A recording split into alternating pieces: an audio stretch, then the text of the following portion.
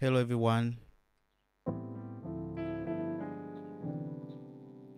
naitwa Amos Mazula na hii ni Amo Music Lab. Karibu kwenye darasa letu la leo. Na moja kwa moja leo tutakwenda kujifunza moja ya topiki muhimu sana kwenye mziki, moja ya mada ambayo ni muhimu sana. Nafikiri kila mtu anayepiga kinanda I wish angekuwa anajua hii kitu ni mlango mzuri ambao unaweza ukakusaidia kufahamu vitu vingi kwa undani wake. Itakufungulia mfumo mpya wa kufikiri kuhusu mziki. Psycho Fifth. Kwa kifupi kabisa, Psycho Fifth ina majina mawili, inaitwa Psycho Fifth lakini pia inaitwa Psycho Fourth, lakini ni kitu kile kile. Kwa nini inaitwa Psycho Fifth? Fifth maana yake ni Psycho Fifth kwa Kiswahili kabisa rahisi ni kwamba ni mzunguko wa tano tano. Okay, na mzunguko wa tano tano wenyewe umekaa kwa mtindo huu. Kwa mfano, yani C ni tano ya ngapi?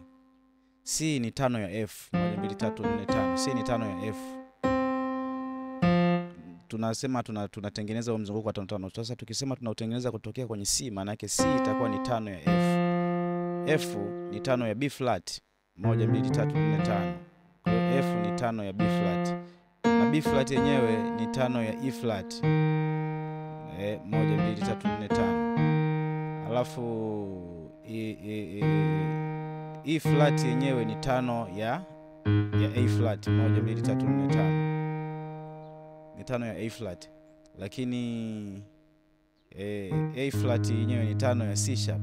1 2 3 4 5. Kwa ni tano ya C sharp. Haya, C sharp ni tano ya F sharp. 1 2 3 4 5. F sharp ni tano ya B. 1 2 3 4 5. Ni tano ya B. Haya, B ni tano ya E. E ni tano ya A. A ni tano ya D.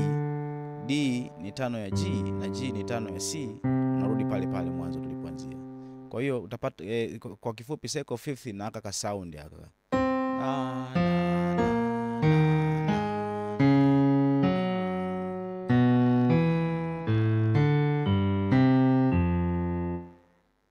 That's cool. Kwa hiyo tunaposema Psycho Fifth ni hivyo. Na tukisema pia Psycho Fourth ni kitu, of course ni almost kitu hicho japokuwa kinabadilika kidogo tu, lakini ni kitu kile kile. Yaani hapa tunakuwa tunafanya ni kwamba C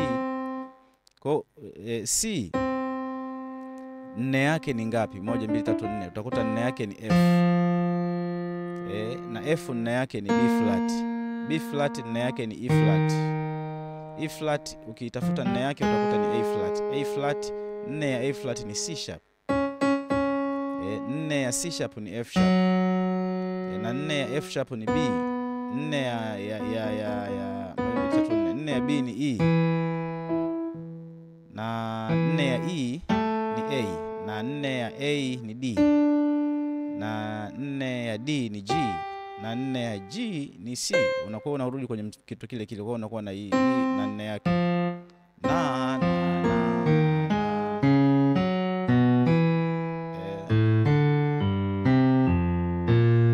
Na kuendelea.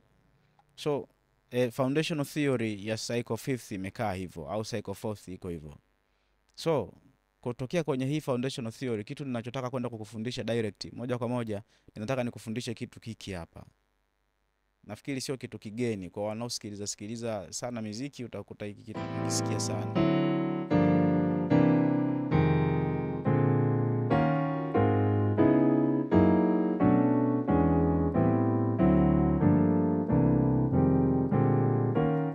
Unazunguka unarudi pale pale.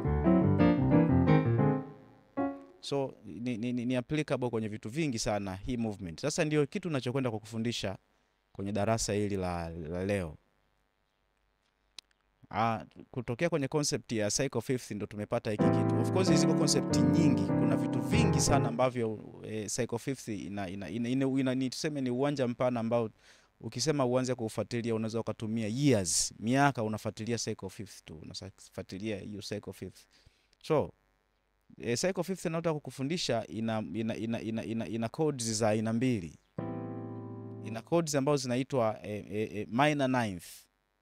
Nikisema minor ninth maana yake ni kwamba nikitaka kutengeneza minor ninth yoyote, kwa mfano nataka kutengeneza A minor 9. A minor 9. Of course A minor 9 formula yake kabisa ya kwanza au original formula yake ni hii, kabla haijafanyiwa inversions, kwamba unakuwa una A minor. Hii hapa ni flat 7 ya kwenye key ya A, 1 2 3 4 5 6 7, moja kwenye 7 hapa kuna flat 7, kwa hiyo inakuwa ni A minor 7 alafu 8. Hii hapa ni octave, maana yake octave hiyo inakuwa ni 8 alafu 9, kwa hiyo itakuwa ni 9 7 8 9, kwa minor 9, A minor 9. Hii ndio formula yake original. Au kwa mtu mwingine anaweza akasema unachukua major 7, ukichukua major 7 alafu ukafanya kushoto huku ukashika major 7, namaanisha ukichukua mfano kama C major 7 ambayo ina C E G pamoja na B, ukashika na relative minor ya C ambayo ni A, unakuwa umetengeneza pia ni minor 9, A minor 9. Nikitaka kutengeneza C minor 9 lazima nijiulize C minor 9 kama C ni minor, maana yake relative major yake ni ipi? Itakuwa ni E flat, ambayo E flat G pamoja na B flat. Okay, hii ndio itakuwa ni relative major yake. Kama hii ni relative major yake, naifanya kuwa major 7, 1 3 5 and 7, ambayo 7 yake inakuja kuwa ni U D. Nikishika na C hapa nakuwa nimetengeneza tayari minor 9, the original formula kabisa. Alright, sasa hii A minor 9 ndio tukifanyia inversions utakuta kuna inversion inatokea ambayo ni hii. Inversion nyingine inachukua hii G na irusha huku inakuja kwa hivi. Hizi sasa ndio tunazitumia pamoja na hizi ambazo zinakuwa ni 13th. Kwa mfano hii hapa ni D dominant 13, ambayo original formula yake inakuwa ni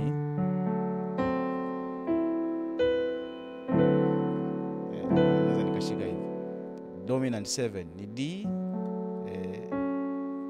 hii hapa ni 7 flat 7, kwa hiyo inakuwa ni dominant. Tofauti ya nikishika hivi na nikishika hivi ni kwamba hii nikishika hivi inakuwa ni major 7 kwa sababu ina 7 kabisa yenyewe ya D, 1 2 3 4 5 6 7 ya D, lakini nikishusha hapa inakuwa ni dominant 7, kwa hiyo hapa inakuwa dominant 9, alafu hii ndio ile 3 ya huku, alafu huku inakuja kuwa na 13. Whatever, naweza nikashika hivi au nikashika hivi, ni kitu kile kile.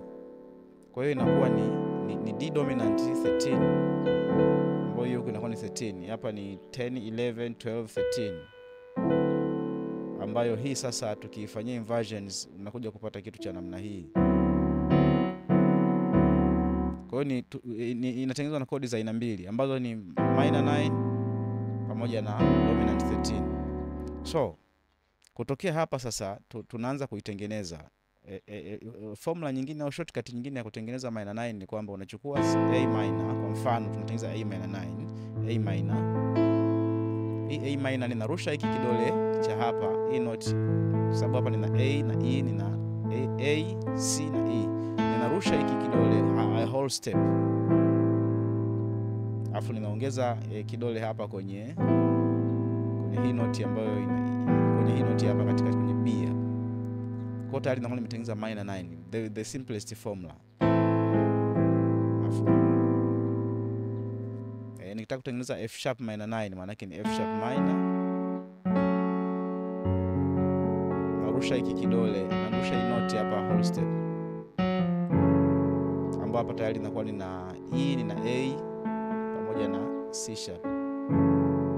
Naongeza kidole hapa, naongeza note hapa katikati. Kwa hiyo tayari inakuwa ni F sharp minor 9.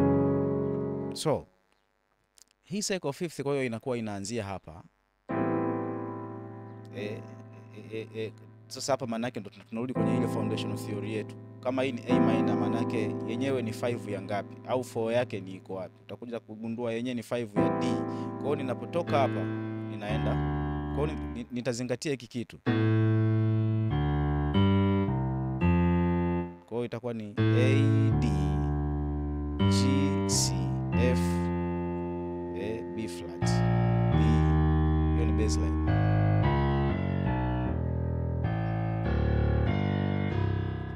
So nikitoka kwenye A maana yake nitakwenda moja kwa moja kwenye D. Kwa hiyo kwenye A ninakuwa na A minor 9, ambapo A minor 9 huko nakuwa nimeshika A, au naweza nikashika A na E. Hapa nakuwa nimeshika G, B, C na E. Nikiwa naenda kwenye D, ninachokifanya kwenye left hand inaenda kwenye D, naweza nikashika D octave au hivi D A na D, au nikaziambatanisha hizi nikazishika zote mbili pamoja na huyu E. Ninapokuwa naenda kwenye D, mkono wangu wa kushoto nimeshaenda kwenye D, naweza nikashika noti moja pia, it's not bad. Huu mkono wa kulia ninachofanya ni kwamba hii A minor 9 hapa, ninachofanya hii kidole gumba hapa, hii G naipandisha half step, nikitoka kwenye D naipandisha half step. Kwa hiyo utakuja ugundue ni kwamba hii kodi A minor 9 pamoja na D dominant 13 wanashare kodi hii moja, isipokuwa wanatofautiana noti moja ambayo ni hii noti hapa, ambayo ni G inakwenda kwenye F sharp. Kwa hiyo inakuwa ni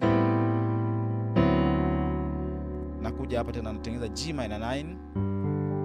Hii ni G minor ya kawaida ambayo ina G, D, G, B flat na D.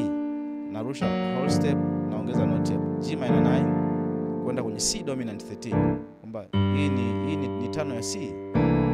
Kwa hiyo ninakwenda kwenye C dominant 13, ambapo C dominant 13 na G minor utakuta wanashare hii kodi moja, wanatofautiana noti moja. Hapa maana yake kumbuka nina F, A, B flat pamoja na D. Ninahamisha F na ileta kwenye E. Huku nakuwa nimeleta kwenye C. Ninakwenda kipande kinachofuata. Nafanya unaona hii inakuwa ni F minor 9, ambayo F minor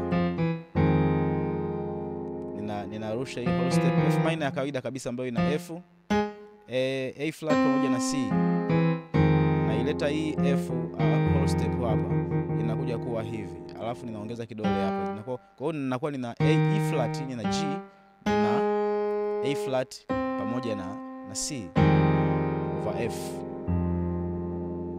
Kwa hiyo utagundua F na B flat wanashare kodi hii moja, isipokuwa wanatofautiana noti ya E flat inashuka kwenye D. Kwa hiyo kwa kutumia formula hiyo ndio ninakuwa ninaendelea sasa, ambayo hapa nakuwa nimeshika E flat, huku nakuwa nimeshika C sharp, nimeshika F sharp pamoja na B flat. Ninakwenda kwenye A flat, nashusha tu noti moja hapa, nakwenda kwenye hii C sharp minor 9, ambayo inakuwa huku kulia nimeshika kushoto nimeshika C sharp, kulia nakuwa nimeshika B, nimeshika E flat na E, afu nashika A flat. Zingatia fingering, usisahau kuangalia fingering zangu. Nasisitiza sana swala la fingering, kwa sababu ukikosea fingering you'll never get speed. Na muziki is speed na accuracy. Inakuwa C sharp minor 9 inakwenda kwenye F dominant 13, ambapo F dominant 13 na hii C sharp zinashare kodi ile moja, isipokuwa zinatofautiana noti moja. Napandisha hii B na kuja kwa B flat, inakwenda kwenye B minor 9, ambapo B minor 9 itakuwa ni B, C sharp, D na F sharp. So utakuta B minor 9 pamoja na A na E, na E dominant 13 wanatofautiana noti moja. Hii inapanda hapa tu, kwa hiyo unazina pale pale, kwa unatengeneza hiki kitu hapa.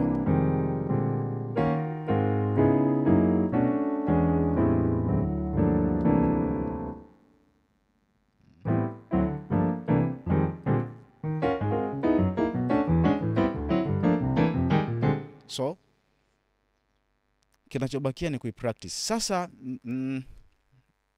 kwa leo naishia hapa. Fuatilia pati nyingine inayofuata. Sehemu ya pili ya video hii ya Seko Fifth nitaelezea application. Nitaelezea kuhusu application, vitu kama wastahili wewe, unaiona hapa inakaa Bwana wastahili wewe. Hii hapa tena. Bwana wastahili wewe. Hii hapa. So nitafundisha jinsi ya kuiapply kwenye nyimbo tofauti tofauti. So fuatilia sehemu inayofuata. Usisahau kufuatilia sehemu inayofuata. Kwa hiyo subscribe na kuomba pia like, comment. Hapo kwenye comment unaweza kuniandikia kitu unachotamani kujifunza zaidi, au kama kuna sehemu hujaelewa, gonga kwenye comment hapo, niambie ni sehemu gani unahitaji au ni kitu gani unahitaji zaidi. So have a nice day.